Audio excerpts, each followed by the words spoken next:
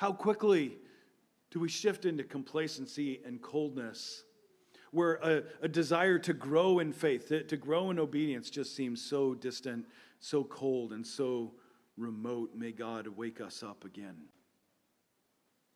When he reads in Romans chapter 1, verse 17, the righteous shall live by faith, not by works, not by wisdom, not by education, not by the amount of money that they give to the church.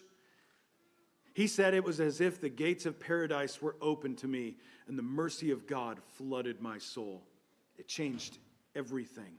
Changed everything for him. Friend, I would suggest that's what changes everything for you and I if you belong to Jesus Christ. You're going to be transformed in the renewing of your mind. Paul continues, look at verse 2. Do not be conformed to this world, but be transformed by the renewal of your mind. By the testing, you may discern what is the will of God, what is good and acceptable and perfect.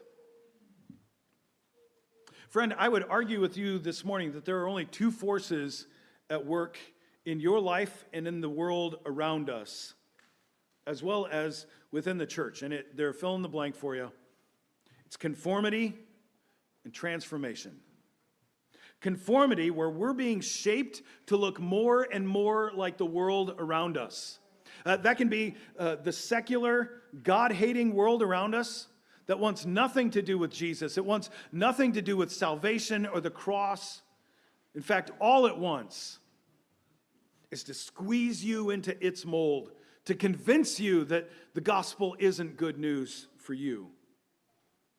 Conformity can also look like really well-intended churches who don't major on the gospel, but they major on the law. And therefore, when you come to our church, you have to look a certain way and act a certain way and dress a certain way. You have to match. You have to be conformed to our pattern. I would say that still falls into the category of being conformed to the world around you. It just happens to be the church world.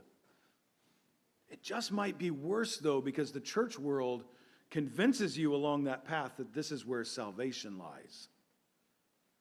But we are saved by grace alone and never through works. The other force at work is transformation.